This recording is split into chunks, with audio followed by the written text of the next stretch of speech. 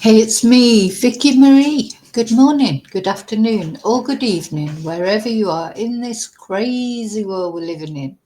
So, I've just got up. I'm on my second coffee of the day, and I'm going to give you an update, finish off what happened in the stalking trial of Madeleine McCann yesterday. So I did. Now there is a playlist of the stalking trial.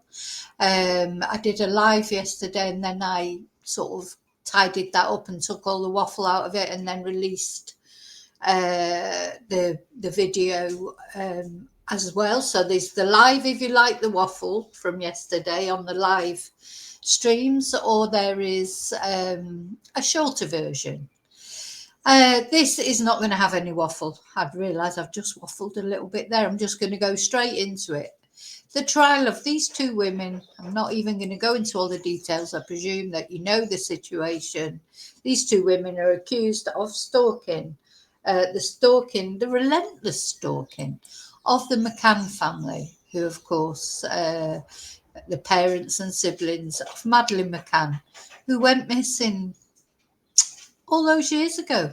And nobody knows, well, somebody knows what happened to her, but it's never been established, has it, what happened to her?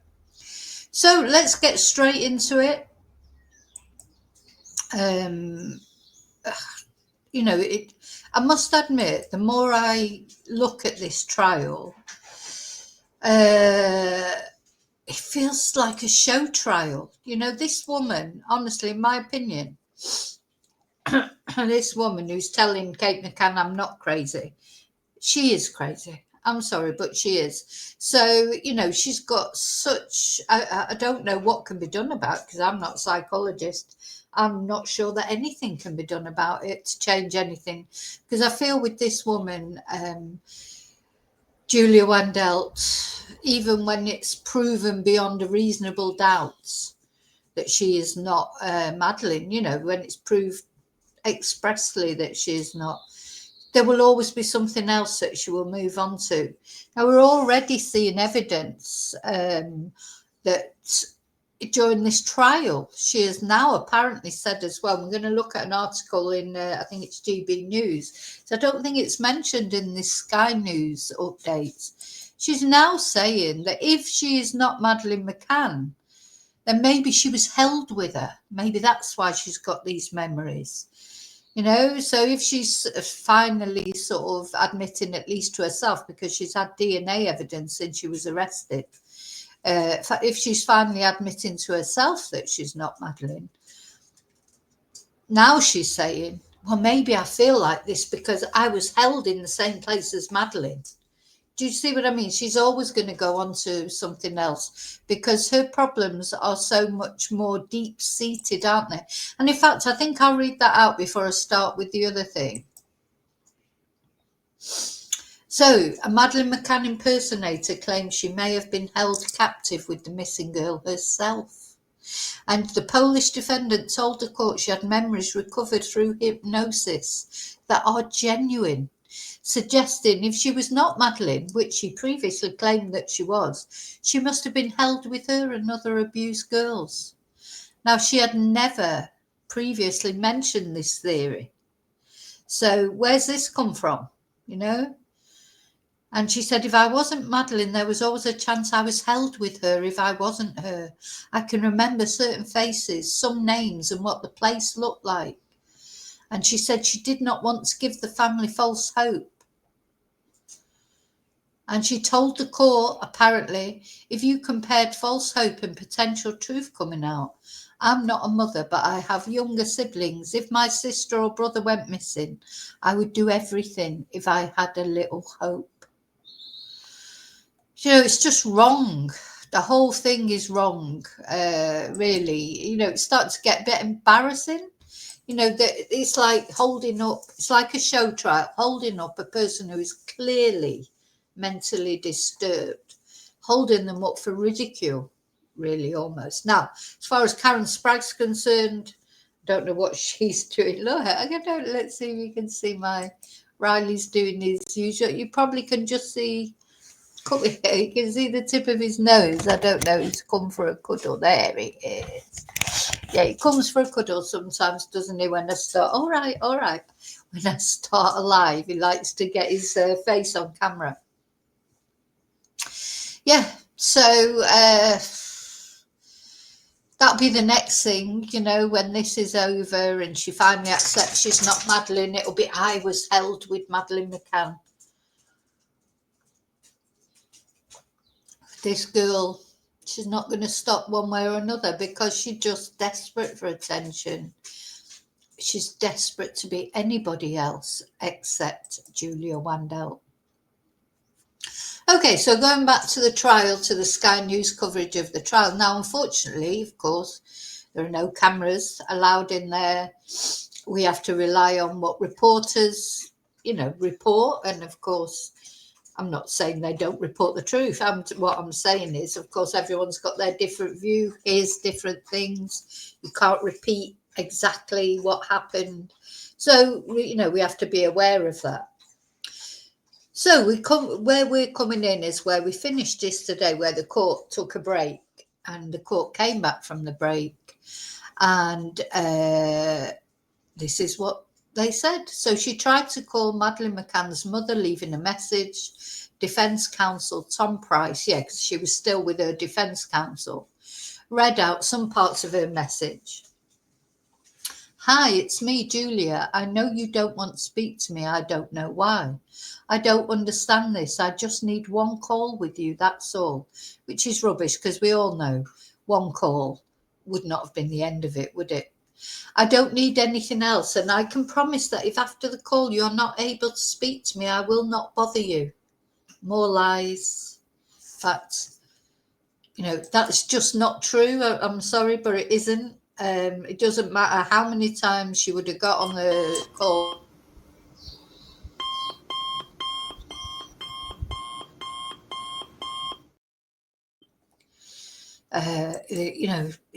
She's just relentless, isn't she? I don't need anything else. Yeah, I will not bother you. I just want to tell you what I remember. You can decide if you want to do a DNA test or not. That's not true either, because Kate said she's not doing one, and Julie won't give up. I'm not crazy. Well, she is. I'm sorry, but she is. I just want you to know that I never lied. I don't want money. All I need is one call with you. I think maybe it's true she doesn't want money. It seems like her family is quite well off. I mean, certainly well off enough. I mean, who's giving her the money that she's got to jet all over the world? She's been to America. She's come to Britain a couple of times. Where's she getting the money from? Because she doesn't work, I don't think. So, maybe she doesn't. I don't think it is about money with Julia. Even just looking at this sketch now, honestly, I'm starting to. It's worrying about this girl and mental health, and this is a bit like a show trial. It should not have come to a trial, really. But then I do think her and that Karen and all these bloody YouTubers that gave her a platform, they've led her to this place. Terrible, really. I'm that lawyer. Singh. So she was asked about contact with her co-defendant Karen Spragg, and then defence counsel Tom Price moves on to discussing contact Julia had with Kate. As far as Spragg was concerned, Wandel said they were talking daily and discussing everything. Then she explains why she reached out to Kate McCann in April 24, getting her phone number from the Portuguese side. That's a bit worrying, isn't it? From the Portuguese side. So it feels like, did the Portuguese give her they should not have given out Kate's number? Yeah, I'd be very interested where she got her number from. Asked if she was aware that the topic of Madeleine McCann was a sensitive one for the parents, she says yes. She says she never intended to cause harm to the McCann family. And she claims that she believed reaching out would be helpful. And she tells the jury I got the impression that police did not pass any information to Kate and Jerry. I just thought they were misled and I just wanted to explain. This is how obsessive stalkers talk. And I know because I've had an obsessive stalker, and they will, the way they talk about, oh, I just wanted to know that you were all right, or oh yeah, no, I don't mean any harm, or oh yeah, and they will say anything. I just wanted to explain. And then, you feel bad. And so you give them a chance. And then you think, oh, that'll be the end of it. And it's not the end of it. It's never the end of it. It's never the end of it. There's always a dramatic conclusion to these kind of things. And it makes you wonder where this is going, where it would have gone if they hadn't gone to the police in the end. And this representation, see this blue curtain there, remember that was put up so that she could not see Kate and Jerry. And that was special treatment that they got, because most people who are stalked, or even actually in the end actually attacked, assaulted, they don't get a blue curtain in between them and their sort of stalker or their offender. So they did get special treatment. I mean, I'm not, I would have liked a blue curtain between me and my stalker. You would always have wanted that, because it is. But just the point I'm trying to make is that is not something that's offered to everybody, is it? So, makes you wonder why it's not. It should be, really, I suppose. So then Mr. Price reads out some more messages, and in one of these, the court hears that Wandel set out what she claimed were detailed memories of the McCanns, including the abduction. So she says she can remember it all. And Price asks if she intended to cause upset by telling Kate this, but Wandel says she didn't. One of the messages to Kate says, I will never give up. I need you to know I'm telling the truth. I cry when I hear your voice. Now, as I've said previously, whatever you think of the McCanns, whatever you think happened to Madeleine, we all know they should never have left the children on their own. They're lucky they didn't lose all three of their children, to be honest. But it's very, because whatever did happen to Madeleine, Kate has had to live with it one way or another, hasn't she? Whether you think she had something to do with it or not. It will be very harrowing to hear this woman, whatever, it'll be harrowing to hear this woman claiming that she's Madeleine and she remembers her voice and, remembers being abducted, etc. Some of the things she says, and they're always targeted to Kate. This is something that does irritate me about Julia. She knows Kate's a more vulnerable one, so she targets Kate more, calling her mum and this, that, and the other, and emotionally blackmailing her. She doesn't do the same with Jerry, does she? Because she knows she won't get away with it. So she's now repeated her criticism of police involved in the disappearance of Madeleine McCann. She tells the court they should have taken her calls to them more seriously. And yesterday we heard criticism from her of how various police forces handled her claims. She also says that this was one reason she wanted to contact the McCanns, so they knew, she claims, how the police were treating her. Madeleine's not dead. Wandel says, I want to know where I come from. Who are my parents? And I think Kate and Jerry should know. She's so narcissistic as well. So she wants to know where she comes from. She doesn't care who she's going to hurt trying to find out. She had the other two families. She's claimed to be two other missing girls. That didn't work out. So she moved on to Madeleine. And you can bet 100% the very next thing it'll be, because it's been proven now that the DNA doesn't match, it'll be that then she knew Madeleine, she was held with Madeleine. Now all these memories are coming back to her. They were held in the same place, they were trafficked by the same person. She's going to come out with something else instead, because she will not accept that she is Juliet Wandel. In one of the messages to Kate, she adds, I know people believe Maddie's dead. Well, she's not. She also says, I know you loved Madeleine. I know you loved me. Just, honestly, it's awful. Awful. And that's when my sympathy goes. Because I can feel sorry for Julia for her mental, obvious mental health issues, but it's just so nasty. It's just so horrible what she's doing, because she's not caring about anybody else's mental health issues. She doesn't care. It's all about Julia. Julia.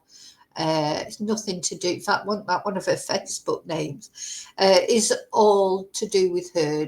Nobody else's feelings matter, do they?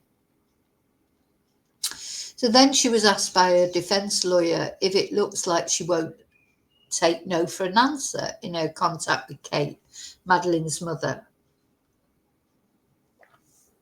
He asked her what would have stopped her trying to get in touch. Her answer, a DNA test. Later on, the court hears Wandel say to Kate in one of the messages, I'm only asking for DNA. In the message, the court is told that Wandel adds, I know you probably believe that Madeleine isn't alive anymore, but what if I'm her? What if there's a small chance I'm her? Is it not important to you? Emotional blackmail. This is only DNA and then we can all move on with our lives. She adds she doesn't want money or to move to the UK. Then the court moves on to her trip to the UK. She went to the UK for two reasons. This is not the time she was arrested. This is another time, to attend a Madeleine McCann vigil and to make physical contact with the British police. After meeting a friend in London, Wandel was driven up to the vigil. She tells the court, about 15 to 20 minutes before the gathering started, we were there from the very early morning because we didn't know when the vigil would start. We saw Kate and Jerry driving along the street next to the church, and that was why I left the car. While Wandel says she was convinced it was them, her defence lawyer, Tom Price, says the trial had previously heard they were not in the country at the time. Wandel says she went to look for them straight away but didn't find them, and later she burst into tears. Instead, she approached others and handed over a letter for Jerry and Kate McCann to their mum's aunt, Janet Kennedy. I had the letter. I was surprised when the priest said they are not there. Because she's so crazy. She's seeing them everywhere. Anyway, she says she's not crazy, but she is crazy. She's as crazy as a box of frogs. Continuing from our previous post, the court hears some contents of the letter Julia gave to Kate McCann's aunt, Janet Kennedy. Addressed to Kate and Jerry, she wrote, I thought I would see them today and we would talk. I presume I might be your missing daughter. See, that's the other, this total narcissism, isn't it? There it is, the vigil for the missing girl. Their missing daughter, and then the other bit, and she's making it all about her. It's all about her. Nobody else. Julia, look at me. I'm going to just take the attention for everything. She repeats her claim authorities didn't help her and that direct contact with the McCann parents was her last resort. I tried everything else. There was nothing else, she says in court, talking about the letter. Then the court hears she left England after 2 weeks, but decided a few months later, in autumn 2024, to return. And the court hears this is because of DNA tests she undertook from someone she met online. Dr. Monty Miller. Miller, the court hears, was sent items from the Portuguese investigation and suggested there was a familial connection when DNA from those items was compared to her own. It isn't clear what DNA was taken from the items. When you think about the McCanns, it's a shame, isn't it? Because imagine like you get up, we've all got up this morning and, you're sort of just living your life and, some good things, some bad things, trying to deal with shit that's going on generally. And as you're doing that, unbeknownst to you, some crazy person in another country is doing all this investigating and all this, there's things brewing that you don't even know about. It's quite scary, isn't it? It is scary, I think.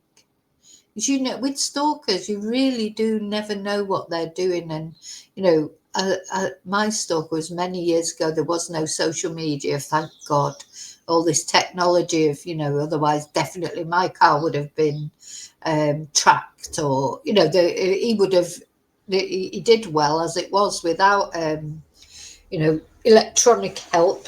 So, God knows how it would have been.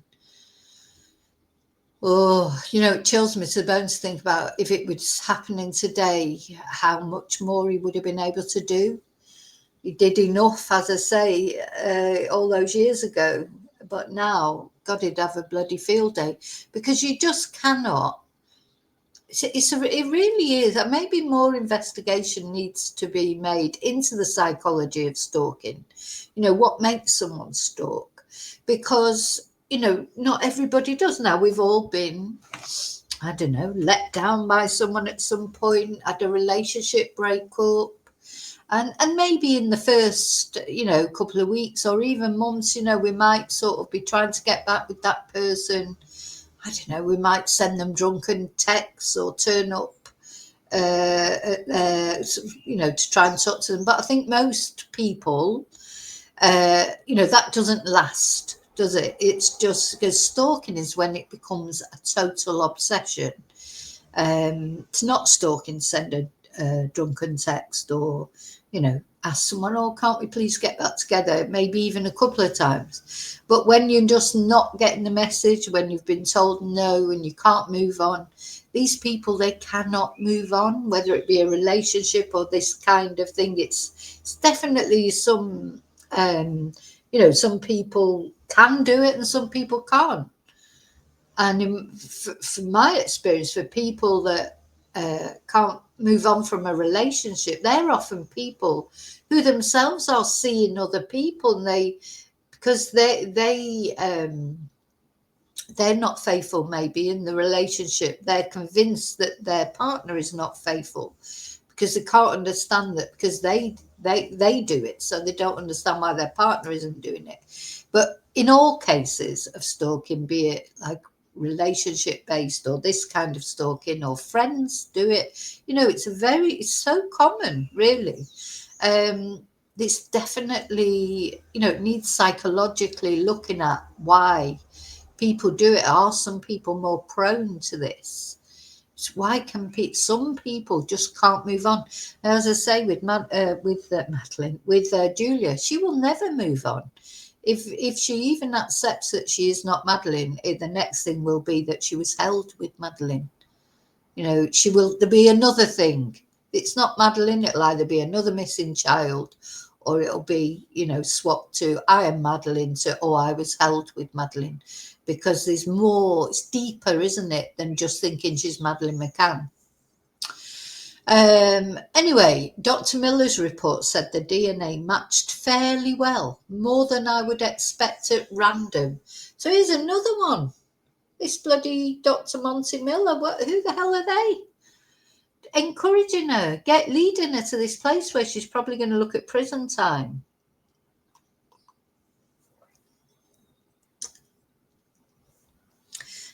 Asked by Defence Counsel Tom Price what she thought about it, she says, he had no agenda to lie to me. He said we match very well.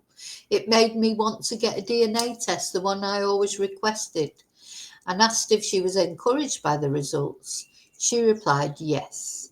And after this, she again reaches out to the McCanns, claiming, I'm not crazy, I'm not a liar, adding that the test proves she may be Madeleine McCann.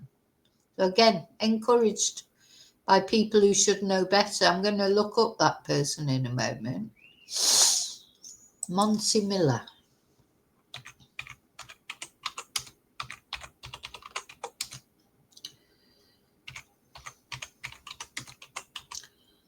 Honestly, I'm really more angry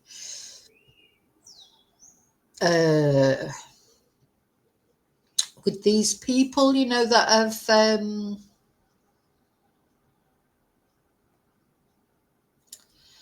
can't find anything on Monty Miller.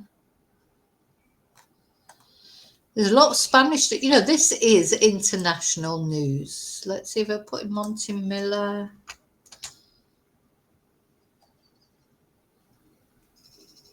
There he is.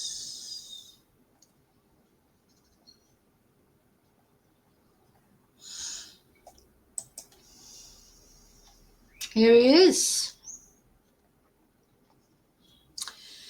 He has the education, training and experience to provide expert services related to DNA, crime lab, crime scene investigation and paternity. Okay, but I'm not going to read all that out about him, but yeah.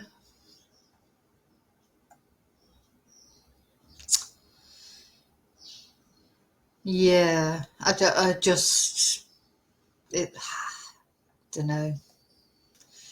Did any of you know anything more about Monty Miller? That's the first time I remember hearing his name mentioned, to be honest.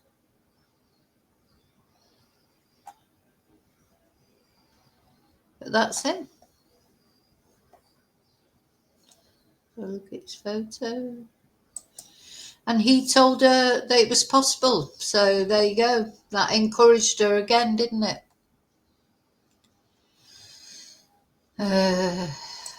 These people encouraging her in her delusions. Anyway. So Wandel turns to oh gosh, yes, this was the other thing, wasn't it? So she actually asked ChatGPT if she was Madeleine McCann. Sorry, it just seems ridiculous to me. So she now explains that after a DNA test with Dr. Monty Miller, she turned to ChatGPT. GPT. She tells the court, I was at the point where no one cared, no one wanted to help, and I just wanted to do everything I could. And the court hears that Julia put a series of questions to the AI chatbot, and in between giving answers in court, she turns to her supporters in the public gallery and gave them a slight smile. So she's got supporters there.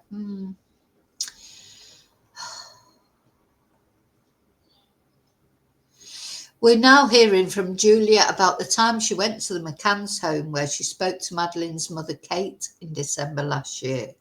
And she says that when they first arrived, there was no car, and they stayed for around half an hour before leaving. She tells the jury she later returned to the McCann house and tried to speak to Kate. She says when she walked from where they were parked to the McCann house, she walked from where they were parked to the McCann house and Kate was outside. I said, Kate, Wandel says when asked what she said to Kate McCann after approaching their home. I didn't know what to say, she adds, telling the court she was about a metre away from Kate. She says, I started crying straight away. I got too upset. I planned to say other things. I did not say any of them. I said, I would like to speak with you, and can we speak for 2 minutes? She said, no. She said she will call the police. I said, the police don't care. I think I said if she wants to call the police, she can. Maybe I said it. Meanwhile, she says that co-defendant Kate Spragg was what I thought was Karen Spragg. Isn't her name Karen? I don't know. Maybe it's Kate. Oh, God. Was walking behind me. And Wandel's defense lawyer, Tom Price, says that Spragg said something along the lines of, yeah, it's Karen Spragg, isn't it? They've got mixed up here with Kate McCann. Why don't you speak to your daughter? I planned to, oh, God. So Karen said something like, why don't you speak to your daughter? I planned to say other things and I didn't say any of them, she tells the jury, adding she said little else beyond asking to speak with Kate and trying to hand over documents she claimed formed evidence of her identity. The conversation took place outside the house, the court hears, And the court hears that Spragg also said, "She is your daughter." And Kate replies, "She is not my daughter." And Wandelt says, Kate added, "Julia, please go away." Now, we could think that she knows 100% that Julia is not her daughter. After going inside, the 24-year-old Polish woman admits she knocked on the door as she was crying. "I was crying a lot." That's, she does a lot of crying, doesn't she? When she can't get her own way. So Jerry McCann then arrived after the co-defendants tried to speak to his wife. And Wandelt says, Jerry McCann said to her, "Julia, I think you need help." "I was talking, I was mostly saying I wasn't lying," she adds. Eventually, Jerry also went into the house and he also refused to take Wandelt's documents. "I became even more upset. I started crying. I tried to calm down again. I started panicking," Wandelt says. And they pause for lunch. Okay. Court resumes. So after lunch, Julia Wandelt's lawyer, Tom Price, picks up where he left off with the defendant's visit to the McCann home in December last year. He reads to the court a letter from Wandelt to Kate McCann, Madeleine's mother. "Dear Mum, Kate." Dear me. "I'm so sorry for causing you so much distress. When I saw you yesterday, my emotions were so strong." Price says Wandelt told McCann all she wanted was the truth and that Wandelt claimed she was her daughter. In her message, she adds, "I think you are scared, but whatever makes you scared, remember that you are stronger than that." I mean, so bloody condescending as well, isn't it? It's like targeting Kate all the time. "Oh, remember, you're stronger. I can help. The truth will set you free. Yesterday, I heard a lot of care and love in your voice." No, you didn't, Julia. This is what I'm saying. This is complete. What can you do against somebody like this? "I heard a lot of care and love in your voice." She told her she was trying. The thing is, the McCanns, whatever you think of them, they're aware that Julia is not quite right. She's not. And they know that. And, they're doctors, for God's sake. So, they're trying to be nice to her and not be horrible. Because they know that mentally she's got problems. So they're trying to be nice, but the fact of them trying to be nice is almost making it worse. And honestly, this is how I would just say to anyone who's been stalked, don't try and be nice to them. I tried this with my ex-partner. It doesn't work because you're frightened of what they might do. You're, to you or to themselves. So you don't want to be too cruel or blunt or whatever. You try and save their feelings, but that does not work. Doesn't work. Because any little bit of kindness you show them, they will leap on it. Like, "Oh, well, she did say this," or, "Oh, they'll cling to it like a limpet and hold it against you later and say, "Oh, you led me on," or you weren't clear in the way you felt.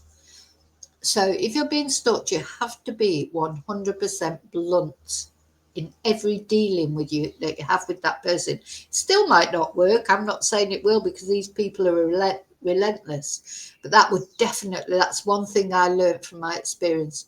I should never have tried to let him down gently, because it didn't work, because it just made him feel like I was leading him on.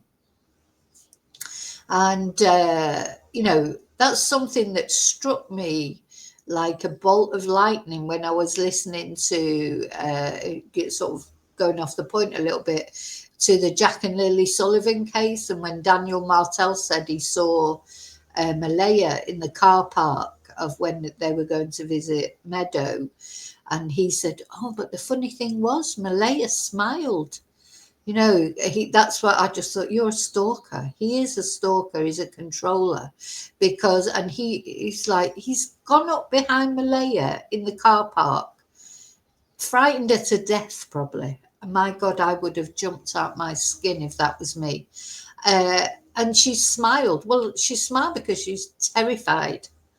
You know, she's like, he's caught her completely by surprise. What's she going to do? Start shouting at him? She's in a car park on her own with him. She's probably terrified. You know, he's got sort of, there's certainly some domestic violence, it seems, in that relationship. You know, and when he mentioned that, he actually mentioned it in that interview he was doing, and he smiled. He loved that. So she smiled. You know, the funny thing was, she smiled. Yeah, that would be a nervous smile, Daniel, because you thought, my God, what's he going to do to me? You know,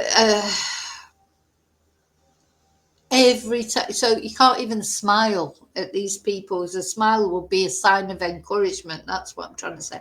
Oh, well, she did smile at me, or he did smile at me. And, well, you know, he didn't sort of, you know, he did what some things I might have done with my, you sort of say, no, well, you know, I remember saying, oh, well, let's just see how it goes. Because to be honest, when I first left my ex-partner, I wasn't supposed to be. I just needed some space because he was so controlling. And probably if he would have just let me go and, you know, left me alone instead of, like, you know, doing the things he did, maybe we would have ended up back together.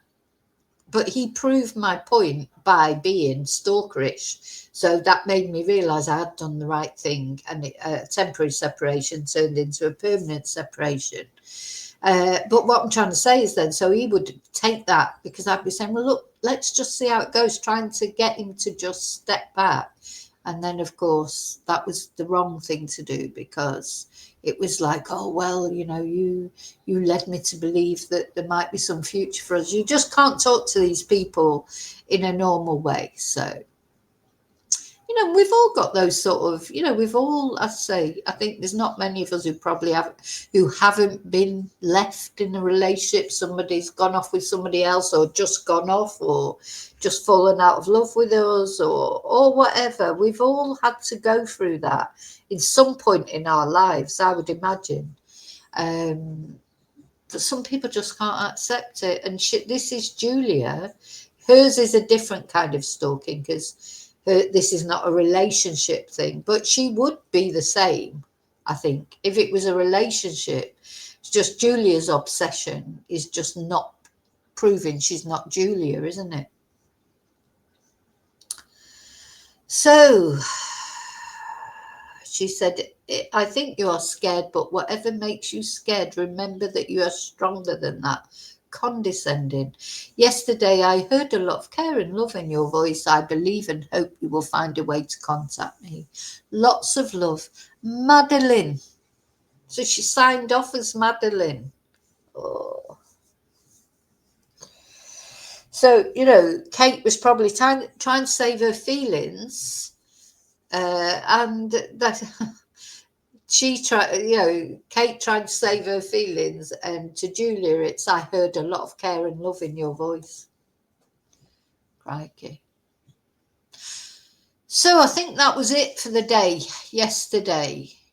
Yeah, now they've recapped it like this. Now they don't mention the fact that the GB News mentioned, you know, that she's said that if she's not Madeleine, then she must have been held with her. I think that's very important, because that just shows the way Julia's mind works. She's already coming to terms with the fact that maybe she's not Madeleine, and moving on to the next delusion, you know, that maybe she was held with her. So the Sky summarise it like this. The jury heard of Wandel's repeated efforts to contact the McCanns. In one message to Kate, the court hears that she said, I know you loved Madeleine. I know you loved me. She said she tried to contact the family. She talked of her attempts to talk to Jerry and Kate, first by attending an annual vigil for their daughter, and then by going to their home. And she says that Kate told her and Karen Spragg that Wandel is not my daughter. And finally, the court heard how she and Spragg sent a letter to the McCanns the following day in December last year, which she signed off as lots of love, Madeleine. So that's where we are. I'm going to finish there, and I will be back with the updates. What day are we on today? It's Wednesday, so it'll be carrying on, I presume, the trial today. I don't know. I suppose Julia's got to finish giving her evidence, then she's got to be cross-examined by the prosecution, then Karen will give her evidence. So I think there's still quite a long way to go with this trial. And I may not do daily updates, but every now and again I'll give you an update of what's happened. And of course, this will end up with the verdict, and then if they're guilty, the sentencing. So don't forget to let me know in comments, do you think they will be found guilty, and what do you think, if so, the sentence will be? Okay, I'll see you really soon in the next video. Please don't forget to like and subscribe. Very important, free ways you can help my channel. And very important, press the notification bell so that you always get notifications and updates come through. Thank you. Till I see you again, may your God go with you. Bye.